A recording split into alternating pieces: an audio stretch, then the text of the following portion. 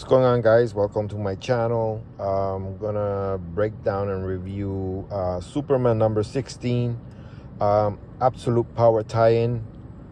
So if you don't know, there's a crossover event going on right now in DC called Absolute Power, where Amanda Waller has managed to rob all superheroes of their powers, be it magical, be it inherited or armor, or she has found a way to trump all superheroes, making them powerless. And the first one she took out was Superman. Superman was actually gunned down, and that's where we pick up on this issue, Superman number 16. We get a little flashback of the Kents and how, when Clark Kent was a little kid, he was putting on a magic show for his parents.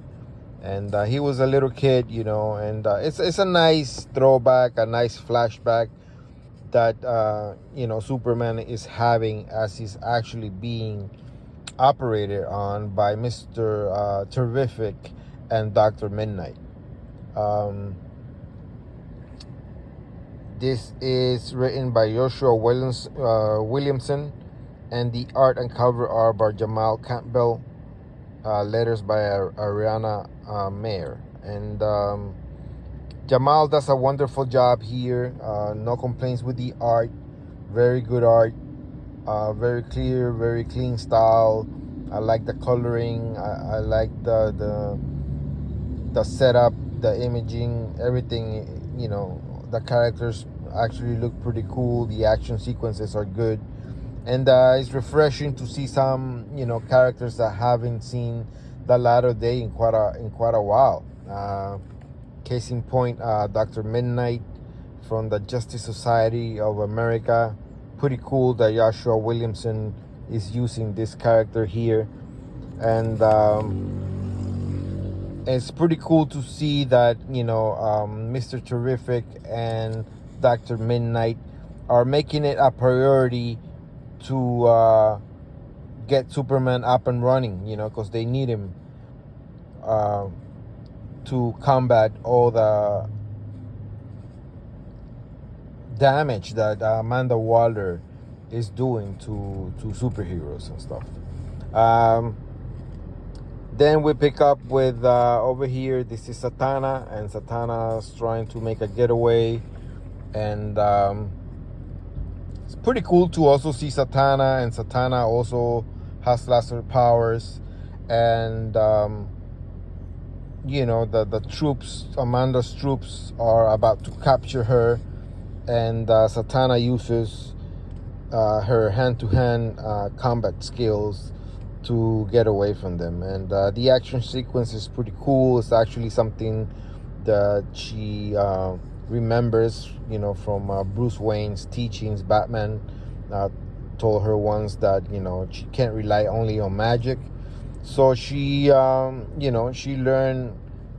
apparently learned some hand-to-hand combat skills from Batman himself.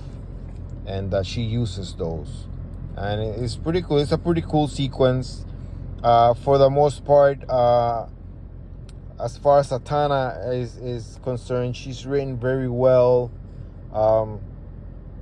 She seems in character, and she gets rescued by Mercy.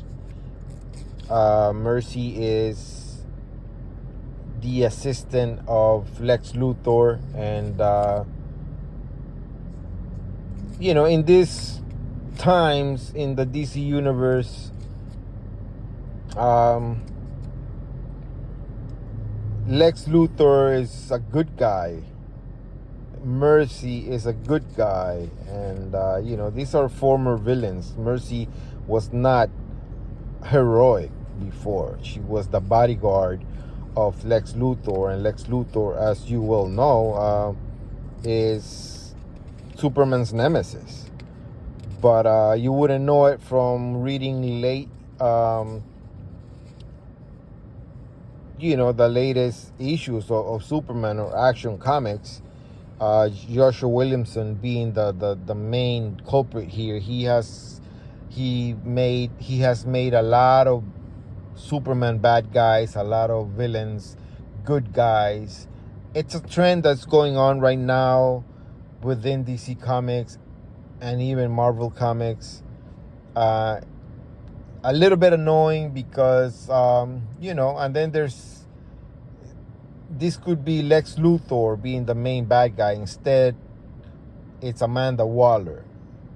Because you see, what's going on here is there's a whole feminist movement going on in DC Comics. It's all about the women. It's a very annoying trend at this point. Joshua Williamson does his best to write women a little bit less annoying nowadays. So yeah, and then all the heroes are gathered at the Fortress of Solitude, Superman's base. That's another thing I have an issue with. I question it.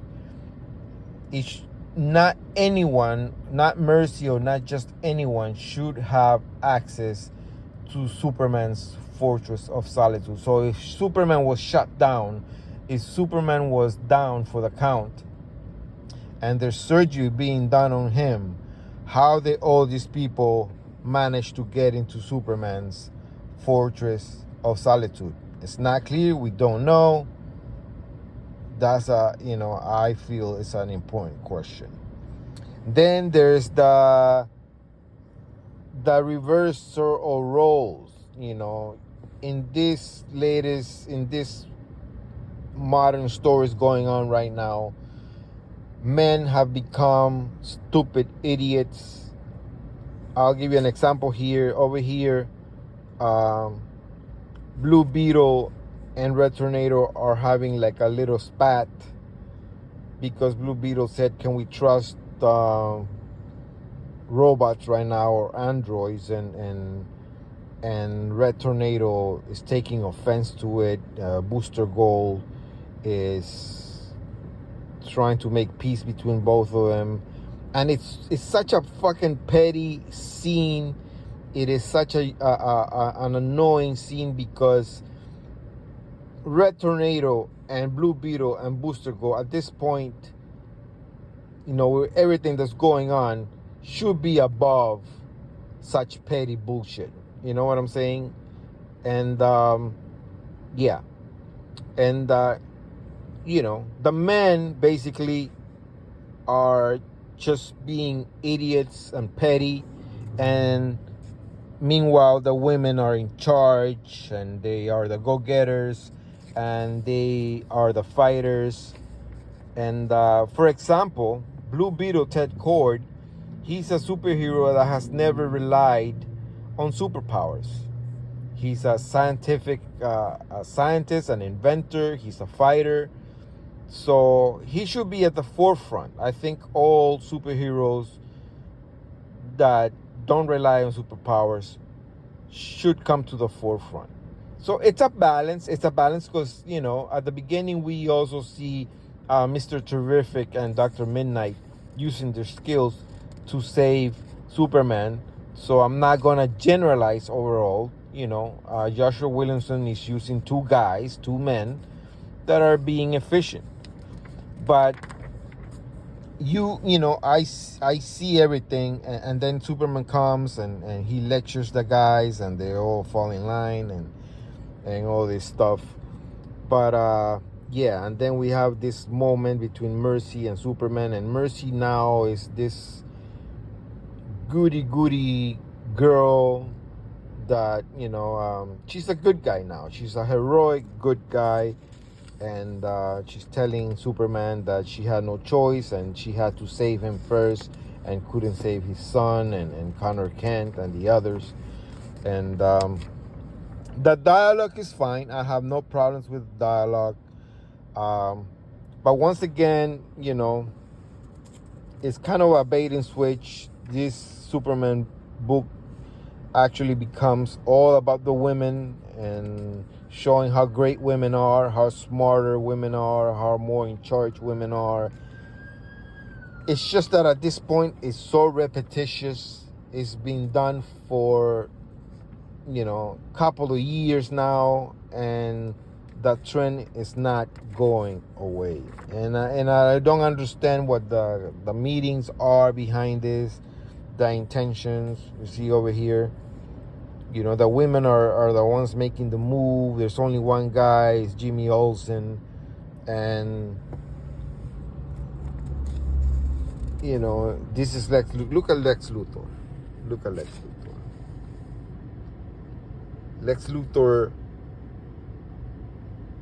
doesn't look like a man anymore. He looks skinny. He looks kind of like a young 20-something weakling, and he has lost his memory for some reason. From the last events, from the Brainiac war thing, and yeah, these are the bad guys. The Suicide Squad guys, Amanda Waller's guys, and they're going after the heroes, and they're about to be captured. Silver Banshee, Jimmy Olsen, and these other women, and they are suddenly saved by none other than Lois Lane, and Lois is wearing one of some kind of super armor, and so it's just weird, man, to buy a Superman book, and the issue hardly has Superman in it, and it's something that's going on a lot in DC Comics. It's once again, it's an annoying trend. Stop giving supporting characters like Lois Lane superpowers. Stop making them superheroes. Lois Lane is not a superhero. You see? Mary Jane Watson from Spider-Man is not a superhero. Marvel Comics has recently gave her a suit and has made her a superhero. Now, the same fucking thing is being done to Lois Lane. Stop it. It's lazy. In my opinion, that's lazy writing. That's because that's not the strength of the character. Lois Lane is not. At this point, Lois Lane has become a super mom. She's the super mom. She is the chief editor of the Daily Planet. She is the wife of Superman. She is in the Justice League meetings. She's in the superhero meetings. And now she's been given an armor and she's out there fighting bad guys. You see what I'm saying?